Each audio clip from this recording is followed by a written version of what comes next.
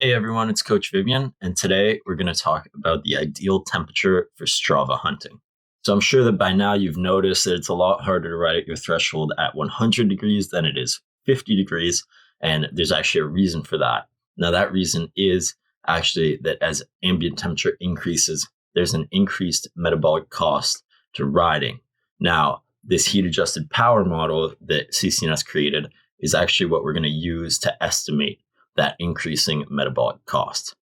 Now, the reason that it's super important for Strava hunting is because as temperature increases, you actually get a reduced air density, which then decreases the drag force that you're moving against. So to emphasize this point, let's run through some scenarios.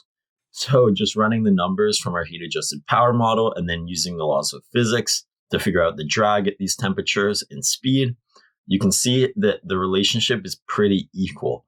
And just as an example of that, at 80 degrees, I'm saving 22 watts due to the drag, and I'm actually losing 19 watts due to the increased ambient temperature. So if we actually combine the equations for watts lost and watts saved from drag and temperature, what you get is just this inverse parabola. And finding the ideal temperature to ride at for our given situation is super easy. All you have to do is find the vertex. And in this case, the optimal temperature to ride in is about 80 degrees. And, we're going to have a net gain of 2 watts at that temperature.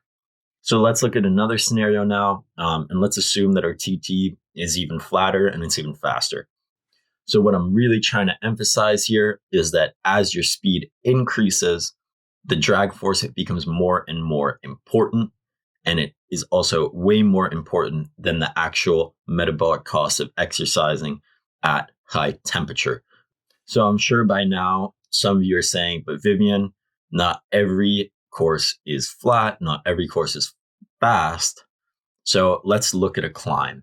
So what happens in this situation? Well, as you guessed, because I'm moving so slow, the drag force doesn't matter nearly as much as the watts I'm losing due to the increased temperature.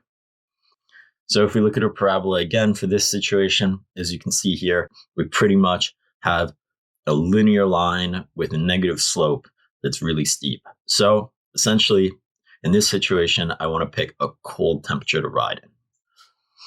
So what is the ideal temperature for Strava hunting? Well, the answer is it depends on the situation.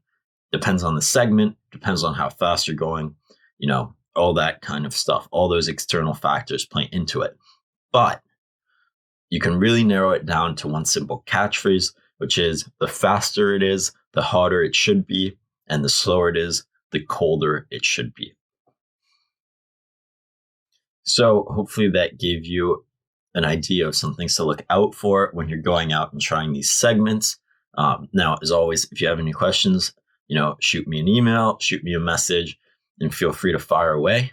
I hope that you guys have all been tuning into the Zwift Racing League live streams. And if you haven't, they happen every Tuesday at 1:15 or 2:15, depending on the week.